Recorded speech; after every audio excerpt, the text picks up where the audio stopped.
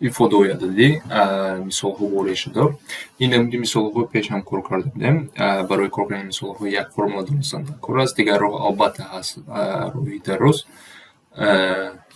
Яъне x баробар мекунем, ҳар тараф квадратро мегирем, яъне вақти бисёр мегирад. Роҳи осон барои як намуди шаклҳо ҳаст.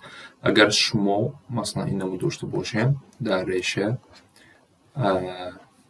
а ҷамъи ё минуси 2 решаи б бошад ва агар ҳамин ҳолатро дошта бошем ва агар ду адад ёфта тавонем ки агар ҷамъи онҳо а-ро диҳад ва зарби онҳо б-ро диҳад, агар шумо ҳамин ҳолатро бошем, баъд ҷавобашро якбора решаи m плюс минуси решаи m навишта метавонем. Масалан дар ин ҷои мисоли мо ҳар ду нигоҳ кунем, дар ин реша ҳар ду ададҳо як хела ҳастанд, яъне 39 ҷамъи 8 решаи 23 дар дуюмаш минус аст. Биёин якташро дида бароем ва онро кор кунем, яъне чиро 39 ҷамъи 8 решаи 23. ва акнун нигоҳ кунед, ин аз рӯи формула ки ман ба шумо додам монанд нест. Дар ин ҷо ду дорем, лекин мо инро ду карда метавонем. Яъне 8ро чӣ қадar навишта метавонем? 2 зарби 4, яъне мо инро 39 ҷамъи 2 зарби 4 решаи 23 навишта метавонем. ва инро мо 4ро даруни реша гирифта метавонем. аз рӯи қоидаҳои решаҳо ин мешавад 39 4 даруни реша ҳамчун 16 медорад. 39 ҷамъи 2 16 зарби 23. нигоҳ кунед, зарб накарда як чиз диққат кунем. 16 зарби 23 як адад мешавад зарбашон. Бо медонем ки 16 ҷамъи 23 ин ба 39 баробар аст. Яъне якбора ҳамон ададҳоро ёфтем. Яъне ҷамъи ин 16 ҷамъи 23 ҳар ду ман агар ин ададҳо ёфта тавонам, ман якбора чӣ навишта метавонам? Аз калон албатта менависем решаи 23 ҷамъи решаи 16 ва решаи 16 мо медонем ки ба 4 баробар аст. Яъне ман якбора решаи 23 ҷамъи 4 навишта метавонам. дуюм ифодаро ҳам якбора агар нависем, чунки ададҳо як хела ҳастанд, 39 минуси 8 решаи 23 аст. мо инро якбора решаи 23 минуси 4 навишта метавонем. ва акнун аз рӯи ҳамин мо бояд чӣ кор кунем? тарҳ кунем ҳар ду ифодаро. Ифодаи якум дар ин ҷо решаи 23 ҷамъи 4 минуси решаи 23 плюси 4, чунки минус таъсир мекунад. Агар дар қавс фикр кунем мо ифодаро, минус пес минус ифода иса дуюм ифодаро таъсир мекунад, плюс мешавад.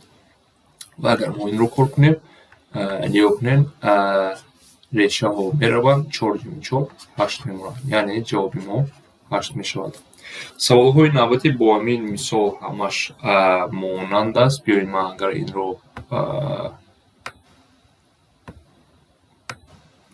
инро копия карда тавонам, чунки ин натиҷааш ба мо лозим мешавад. хаёл якбора агар решаи 23 ҷамъи 4 медонем мо. Мисоли ду ба мисоли аввала монанд аст. Ададҳо як хел ҳастанд. нигоҳ кунед, якум ифода ҳамон чиз аст, лекин дар дуюм ифода мо дар инҷо ду дорем ва решаи ду зарби, нигоҳ кунед, даруни реша дар асл ба якум монанд, лекин ду маротиба зиёдтар аст. нигоҳ кунед, 78 16. мо инро чӣ кор кардем? Дуюм ифодаро ман якбор нависам, яъне якум истифода мебарам, яъне решаи 2 зарби, нигоҳ кунед, решаи 78ро мо чӣ навишта метавонем? 2 зарби 39 минуси 2 зарби 8 решаи 23 навишта метавонем. ва аз ин ҷо ҳар ду ифода 2ро ба берун гирифта метавонем, яъне решаи 2 боз якта решаи 2, чунки бо решаи 2 мебарам ва даруни реша чӣ мемонад? 39 минуси 8 решаи 23. ва инро мо ҳамчун 2 зарби решаи 39 минуси 8 решаи 23 навишта метавонем. акнун инам 2 дорад, дуюм ифода якумшон дорад, яъне дар охир 2 ҳамашро дорем, решаи 39 ҷамъи 8 решаи 23 минуси решаи 39 минуси 8 решаи 23. нигоҳ кунед, мо ин аллакай кор кардем. Дар як мисол фақат бо натиҷаро бо 2 бояд зарб кунем. Агар ман натиҷаро дар ин ҷо монам, мо ино аллакай кор кардем дар якум. барои нишон додан дар куҷо монам mayda karda. Yani muhalefet misallar korkardım. Dar yakın misal. این بود با قاعده و نیوکن معلقه چی یافتیم جوابش رو 8 یافتیم یعنی درونی قوس علاقه به 8 برابر است یعنی این چی به 8 برابر است ما باید چیکار کنیم همون رو گرفته و 2 باید زنیم 2 ضربی 8 و اون به 16 برابر می شود همین مایل کرده و سوالگوی نوبتی به فکرم بحث میشه لازمه چون که همش 4 سال اول و دیگر علاقه من هستم سوالی 3 ساده کنید باز با همون مثل سوال مانند است نیا کنید اکنون در اینجا دونه 3 است ریشه 3 داریم ما و درونی قوس هم نیا کنید 39 ضرب 3 است یعنی ما درونی قوس رو چه نمیشه داریم باز همین ifade رو استفاده میبره من در اینجا مانم این نتیجه به ما لازم میشود و یک بار اگر کار کنیم ریشه 3 درونی یکم ifade هر دو ifade یک کلاس یک نشانتی هم بکنیم کفایه میشه در ریشه 3 در این ریشه اکنون یک سو هم در ما 3 ضرب 39 نوشته میتونیم و 24 هم 3 ضرب 8 ریشه 23 نوشته میتونیم و این به چی ریشه 3 اگر با از قاس بیرون ریشه 3 ضرب ریشه 3 ریشه 39 جمع 8 ریشه 23 نیا کنیم باز همین چی نتیجه یعنی ریشه 3 ضرب ریشه 3 3 میشود هر دو اینها و 3 برابر میشود و همین اون ما همین سوال ما چی نوشته میدونیم 3 در قوس ریشه 39 جمع 8 ریشه 23 مینوسی باز در ریشه کلان 39 مینوسی 8 ریشه 23 معلقه این رو کار کردیم در یک سوال این به چی برابر میشد؟ با 8 برابر میشد یعنی در واقع 3 ضرب 8 برابری 24 میشد که در اول ما اینو کار کردیم و جواب ما به 24 برابر میشود مثال 4 باز به مثال پیشین مانند است و یک خیلی است باز در هر دو ifade ما این ifade رو عوض کرده میتوانیم 78 رو مشکل کنیم 2 ضرب 39 نوشته میتوانیم و ریشه 2 در پیش از آن یکم ifade رو ما نشان دیم جمع 2 ضرب 8 ریشه 23 و اگر ما ریشه 2 رو از ریشه بیرون گیریم و در این ریشه کلان چی میموند 39 جمع 8 ریشه 23 و این به چی برابر 2 39 جمع 8 ریشه 23 همین چی رو با دویم ifade کرده میتونیم یعنی در آخر چی میشد 2 در قوس ریشه اول 39 جمع 8 ریشه 23 مینوسی ریشه دیگر 39 مینوسی 8 ریشه 23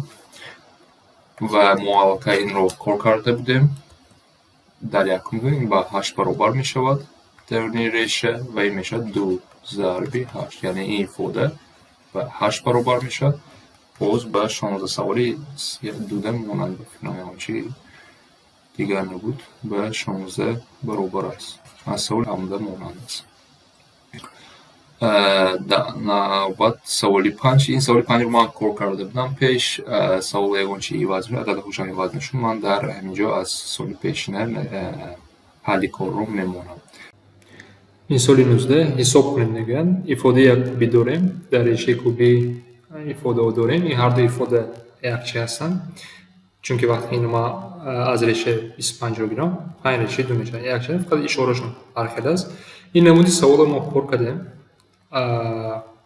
یعنی اگر قاعده‌ای رهیم قریب 10 دقیقه 15 دقیقه میگیرد یعنی برای من گرفت برای فهموندن هم که کمتر گیرد وقتی در این تون کار میکنیم یکی برای چی من گفتم شما که میبینید در اینجا میدونید که عددی بوتون باید نویسیم اینجا پر کنیم یعنی چی معلومه در این ریشه کوبی باید اختصار شود یعنی یک ifade ما در این ریشه کوبی دارم یک ifade کوبی دارم که وقتی با ریشه کوبی اختصار میشن یعنی برای به جای کار کردن این مثال تخمین کنم آسان‌تر میشن بیاین خیلی تخمین کنیم چرا تخمین نکنیم من باید در درون یک ifade کوبی دارم و ifade کوبی قوس کوبی به خاطر بیرون چیکار میکنیم a جمع b در درجه 3 چقدر شدیم a خوب جمع 3a کوادرات b جمع 3a b کوادرات جمع b برای مینوسش هم a مینوس b کوب a کوب مینوس 3a کوادرات b جمع 3a b کوادرات مینوس b کوب هر دو این فوده رو با ما لازم است وقتی ما فکر میکنیم بیاین تخمین کنیم چی میشود درونی ریشه کوبی یعنی یکی تخمین اینجا ریشه 2 است بیاین دویمش رو میگیریم یعنی کوبی 7 جمعی 5 ریشه 2 و جای کار کردن تخمین کنیم یعنی درونی ریشه رو باید تخمین کنم بیاین به ریشه نویسم درون ریشه چه ایفاده کوبی است یکم ایفاده ریشه 2 در اونجا هست باید باشد و بیاین تخمین کنم بگذار یک باشد اگر یک خطا شد 2 رو میسنجم و فکر کنم 1 یا 2 است و بیاین قوز رو میکشم وقتی کشم 7 جمع 5 ریشه 2 رو با دست میگیرم یا نه چیکار میکنیم از روی همین فرمول یکم این میشود 1 جمع 3 ریشه 2 جمع 3 ضرب 2 جمع 2 ریشه 2 ریشه 8 میشود 2 ریشه 2 میشود 2 ریشه 2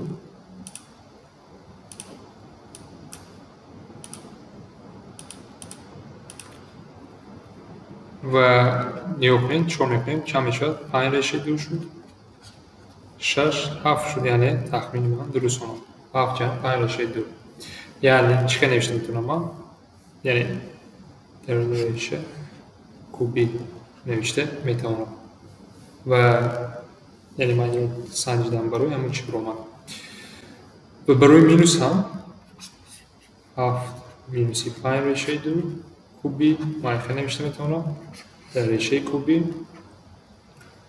چند 1 مینوس ریشه 2 کوب و این برابر میشود با 1 مینوس ریشه 2 دویمش 1 جمع ریشه 2 بیاین خلق رو نویسیم یکمش 1 مینوس ریشه 2 میشود جمع 1 جمع ریشه 2 و همه اینها بعد کار کردن قوس ضرب 12 میکنیم وقتی درون رو کار میکنیم 2 میمونه ریشه 2 اختصار میشه ضرب 12 این برابری 24 میشه و جواب 24 یعنی یک نمود رو که وقتی امتحان کار استفاده برده میتونم از شما همین رو بفکر میکنم اگر حساب پرسیده باشد از شما همین تخمین کردن رو میخوام و سوال نوبتی گذاریم سوال 6 در اینجا حساب کنین نیوکنین یک ایفاده مرکب کوبی در ریشه و فقط ما باید دونیم که در این جواب ها ما هم وقت عددهای بوتون رو باید نویسیم و از اینجا شما یک خلاصه برآورده میتونیم که در این ریشه باید بوتون براید یعنی همین چی ایفاده ضرب 10 بوتون در آخر ممکن 10 براید ضرب 10 کنه همون چی بوتون میشود و بیاین این در مثال از درون کار میکنیم و درون باید این رو کار کردن بیاین من ایفاده رو نویسم b 10 جمع 3 ریشه 12 برای یعنی بوتون براندن یعنی این درونی ایفاده یک ایفاده کوبی باید باشه یا ایفاده مکمل باید باشد یعنی شما در درون ایفاده من نمیدونم کدام عدد ها یعنی شما باید a جمع ریشه 3 بفکرم b ریشه 3 در کوب باید داشته باشین که کوب کده ریشه کوبی دیگر اختصار کرده و در اینجا ما ریشه 3 داریم که همین ریشه 3 دیگر اختصار کرده باید بوتون میشه یعنی شما هم خیلی تخمین کرده میتونه لیکن کاری وای نیست یعنی این کاری چه بگیم باید هم خیلی متوجه کار کنه که در مورد تست ها در این سوال ها شما باید تست کار کنه همین رو باید به نظر گیره یعنی من باید هم خیلی a و b یوبم که وقتی من همین رو با کوباش گیرم درونش 10 جمع یعنی همین ایفاده بعد 10 جمع 3 ریشه 12 باید پس این رو کار کنه ما باید چی به خاطر بیاریم a جمع b در کوب رو ما چه شده این a کوب جمع 3a کوادرات b جمع 3a b کوادرات جمع b کوب راستی که من این ترزیک شده ایفاده کوبی است موضوع در اینجا همین خیلی a و b باید وقتی کوباش رو گیرم یعنی 10 جمع 3 ریشه 12 باید براید برای اینو کلان دیو کنیم من تخمین میکنم چون که عدد ها کلان نیست 10 3 ریشه 12 است در اینجا ما 3 ریشه 12 هم دیگر نوشته میتونیم از درون 12 4 رو اگر بیرون گیریم این ایفاده با چی برابر میشه؟ در اصل فهم نوشته میشد برای دیدن در جمع 26 ریشه 3 هم نوشته میشد. و به فکر من 10 که است، من این رو فقط تخمین میکنم و میسنجم. یک جمع ریشه 3 در کوب رو بینه سنجم آیا چی میبراید، بعد از روی همون یا کرده دیگرگونی میکنم. یعنی من این رو با کدام قاعده میکشم؟ با قاعده ا جمع در کوب. در این قاعده میکشم من این رو چی میشد؟ یک کوب جمع 3 یک کوادرات ضرب ریشه 3 خودش جمع 3 ضرب 1 ریشه 3 در کوادرات جمع ریشه 3 در کوب نوشته میتونم و میبینم چه عوض میشه اینها. این میشود 1 جمع 3 ریشه 3 جمع 3 9 میشود جمع ریشه 3 در کوب میشه 3 ریشه 3 3 ریشه 3 نیا کنید چه شد؟ 10 جمع 6 ریشه 3. چی که من تخمین کردم همون جوری، چون من یه بار تخمین ما آسون شد چون که عددها مایده است. من دیدم که یک 10 هست و 6 هست و همین رو تخمین کردم و نیا کنید همین چی برو اومد. یعنی این چی منو داره؟ من در اصل در اول که چی داشتم؟ 10 جمع 3 ریشه 12 در ریشه کوبی. من اینو چی نوشته میتونم؟ در ریشه کوبی 1 جمع ریشه 3 در کوب نوشته میتونم و این کاری من رو آسان میکند. کوب و ریشه 3 دیگر اختصار میکند و این با 1 جمع ریشه 3 برابر است. یعنی همین درون ایفاده با 1 جمع ریشه 3 برابر شد. اکنون ریشه کوادراتی رو میبینیم. ریشه کوادراتی نباتی ما چی شد؟ 3 جمع ریشه 3 مدرک کوبی ریشه کوبی رو گفتیم این با 1 جمع ریشه 3 برابر شد. اگر من این رو پر کنم این با چی برابر میشه؟ یا کنید ساده کنیم 4 جمع 2 ریشه 3. اکنون کنید در اینجا باز هم همین 4 جمع داریم یک ifade ای که کوادراتی باید باشد که از ریشه گیرم یک چی بتون براید، یعنی یک چی ifade ای به ریشه قدی کوادرات دیگر اختصار کنند. یعنی با منطقه کوبیکی میره برای همون چی رو باید به خاطر بیاره؟ اینا باید به خاطر بیاره ا جمع ب در کوادرات رو باید داریم. این چی است؟ ا کوادرات جمع 2ab جمع b کوادرات. باز با همون نمود من تخمین میکنم که این که تخمین من به فکرم درست است 1 جمع ریشه 3 در کوادرات است. همین قوس رو اگر من بشم همین ifade رو میگیرم، یعنی 4 جمع 2 ریشه 3 رو از اینجا باز کاری من آسان میشود. هر دو این دیگر اختصار میکنه چون 1 جمع ریشه 3 میموند. 1 جمع ریشه 3 میموند و اکنون ما این چی رو پر کردیم. این همش 1 جمع ریشه 3. دوامش چی میگوید؟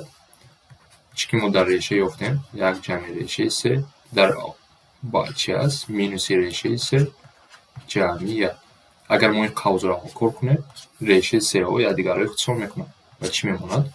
در آخر 2 میموند. یعنی درونی قوس همش 2 برآمد و در آخر با 10 ضرب کنیم اگر این به 20 برابر میشه. 2 ضرب 10 برابر 20 میشود.